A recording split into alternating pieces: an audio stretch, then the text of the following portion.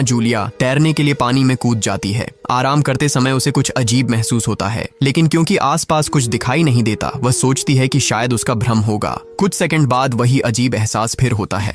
इस बार भी कुछ नजर नहीं आता, लेकिन अब वह घबरा जाती है और यॉट की तरफ तैरना शुरू करती है। तभी अचानक कोई उसकी टांग खींचने लगता है और वह मदद के लिए जोर जोर से चिल्लाने लगती है। उसकी बेटी कैसी हेडफोन लगाकर म्यूजिक सुन रही होती है, इसलिए उसे कुछ सुनाई नहीं देता। पति टॉम और बेटा बेन मछली पकड़ने में व्यस्त होते हैं। जूलिया पानी के ऊपर टिकने की कोशिश करती है, लेकिन मुंह में पानी जाने की वजह से चिल्लाना मुश्किल हो जाता है। थोड़ी देर बाद टॉम को एहसास होता है कि काफी देर से उसने जूलिया को नहीं देखा। वह यॉट पर उसे ढूंढता है और फिर अपनी पत्नी को खतरे में देख लेता है। वह बच्चों को बुलाता है, यॉट को उस तरफ ले जाता है और पानी में कूद जाता है। जल्दी से जूलिया तक पहुंचकर उसे संभालता है और यॉट की ओर तैरता है।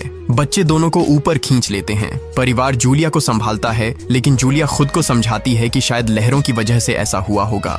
रात को सब मिलकर बेन का जन्मदिन मनाते हैं। कैसी को उसके बॉयफ्रेंड का कॉल आता है, तो वह लैपटॉप लेकर बाहर चली जाती है। वीडियो कॉल में उसका बॉयफ्रेंड दिखाता है कि शहर के ऊपर बड़े बड़े काले बादल छा गए हैं। कॉल ग्लिच होकर फ्रीज हो जाती है। कैसी यह बात परिवार को बताने आती है, लेकिन टॉम कहता है कि शायद जमीन से दूर होने की वजह से सिग्नल कमजोर है। तभी सबको एक आवाज सुनाई देती है। वे सब बाहर जाते हैं और देखते हैं कि व्हेल मछलियों का एक समूह गुजर रहा है। टॉम समझाता है कि व्हेल मछलियां हमेशा पृथ्वी के मैग्नेटिक फील्ड को फॉलो करती हैं, लेकिन जब तूफान आता है तो वे कंफ्यूज हो जाती हैं। अचानक यॉट जोर से हिलती है और बेन गिर जाता है। टॉम को चिंता होती है कि कहीं यॉट को नुकसान तो नहीं पहुंचा, इसलिए वह डाइव करके नीचे चेक करने चला जाता है। कुछ देर बाद वह सतह पर वापस आता है, लेकिन उसके कंधे पर एक बड़ा घाव होता है। जूलिया तुरंत उसका जख्म सीती है।